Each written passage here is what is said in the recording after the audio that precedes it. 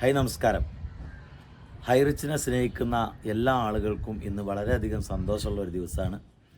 കാരണം ഹൈറിച്ച് കഴിഞ്ഞ 28-ാം തീയതി ജനുവരി 28-ാം തീയതി തൃശ്ശൂർ സെഷൻ കോടതിയിൽ നിന്നും ഹൈറിച്ചിനെതിരെ ഒരു വിധി വന്നിട്ടുണ്ടായിരുന്നു.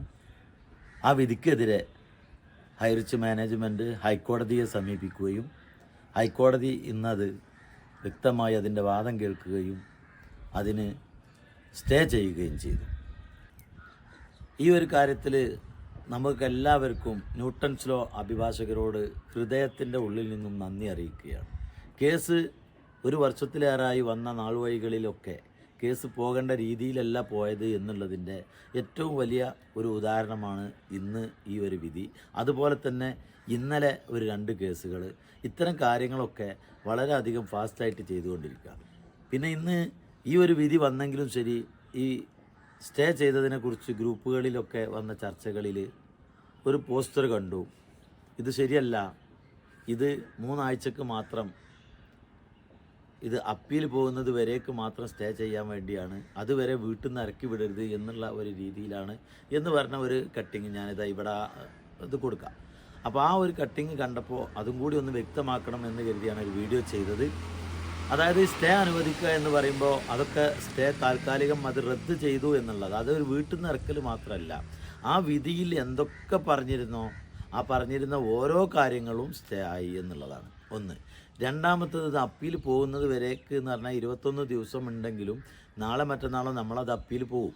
കാരണം അതിൻ്റെ എല്ലാ പേപ്പേഴ്സ് വർക്കും കാര്യങ്ങളൊക്കെ അത് ചെയ്തിട്ടുണ്ട്. അത് ബഡ്സ് കോടതിയിൽ നിന്ന് തന്നെ ചില ഫയലുകൾ വാങ്ങാനുണ്ടായിരുന്നു, അതൊക്കെ വാങ്ങി അതിൻ്റെ കാര്യങ്ങൾ ചെയ്തുകൊണ്ടിരുന്നതാണ്. എല്ലാം പെട്ടെന്ന് ഇന്ന് നാളെ എന്ന് പറഞ്ഞ് പറ്റൂലല്ലോ. അതുപോലെ തന്നെ അപ്പോൾ ഈ വക കാര്യങ്ങൾ നമുക്ക് ഒരു സന്തോഷമുള്ള വാർത്തയാണ് വന്നിട്ടുള്ളത്. പിന്നെ മറ്റൊരു കാര്യമുള്ളത് ഇന്നലെ നടന്നതാണ്. ഇന്നലെ നമുക്ക് ഹൈറിച്ചിലെ ഒരു മെമ്പർ പോലും അല്ലാത്ത ഒരു വ്യക്തി ഈ ഹൈറിച്ച് കമ്മ്യൂണിറ്റി അല്ലെങ്കിൽ ഈ ഹൈറിച്ച് കമ്പനിക്കെതിരെ കൊടുത്ത ആ ഒരു പരാതിയുടെ മുകളിൽ ഇന്നലെ വാദം നടക്കുകയും അത് വെച്ചിട്ട് ഏത് രീതിയിലാണ് ഈ കമ്പനിയെ ബഡ്സിൽ ഉൾപ്പെടുത്തുക എന്നൊക്കെയുള്ള ചോദ്യങ്ങളും കാര്യങ്ങളും എല്ലാം അവിടെ നടന്നു. അതിന് ശേഷം മാർച്ച് 11-ാം തീയതി അന്വേഷണ ഉദ്യോഗസ്ഥർ ഏത് രീതിയിലാണ് ഈ കമ്പനിയിൽ അത് ബഡ്സ് ഉൾപ്പെടുത്തിയിട്ടുള്ളത് എന്നുള്ളതിൻ്റെ കൃത്യമായ റിപ്പോർട്ടുകൾ ഹാജരാക്കാൻ പറഞ്ഞിട്ടുണ്ട്. അപ്പോൾ ആ രീതിയിൽ ഇത്ര കാലം പല ആൾക്കാരും പറയും നിങ്ങൾ രേഖ കൊടുക്കി. രേഖകളെല്ലാം അവിടെ ഏൽപ്പിച്ചിട്ടുണ്ട്. ഇനി രേഖ ഇങ്ങോട്ടാണ് കൊടുക്കാനുള്ളത്. ഏതായാലും നമ്മൾ ആ ഹൈറിച്ച് കമ്മ്യൂണിറ്റിയെ സംബന്ധിച്ചിടത്തോളം നമുക്ക് ബഡ്സിൽ ഇവർ ഉൾപ്പെടുത്തി കോമ്പറ്റൻ്റ് അതോറിറ്റി നമുക്ക് തരാമെന്ന് പറയുന്ന നമ്മളെ അക്കൗണ്ടിലുള്ള ഫണ്ടാണ്. അല്ലാതെ ഗവൺമെൻറ് വേറൊരു ഫണ്ട് നമുക്ക് എടുത്ത് തരില്ല. നമ്മളെ പൈസ നമ്മളെ അക്കൗണ്ടിലുണ്ട്. ആ ഒരു ഫണ്ട് കിട്ടാൻ നമുക്ക് ഹൈറിച്ച് കമ്പനി വന്നാലും അത് ഹൈറിച്ച് കമ്പനി വന്നില്ലെങ്കിലും നമുക്ക് ആ ഫണ്ട് കിട്ടും. കാരണം അത് ഇവിടെ സേഫായിട്ട് തന്നെ നമുക്കുള്ള ഫണ്ടാണ്. നേരെ മറിച്ച് കമ്പനി വന്നു കഴിഞ്ഞാൽ അതിൻ്റെ പ്രൊജക്റ്റുകളും കാര്യങ്ങളും കൊണ്ടുപോകാൻ പറ്റുക, പക്ഷെ വരുന്നത് ലീഗലി അനുവാദത്തോടു കൂടി വരണം.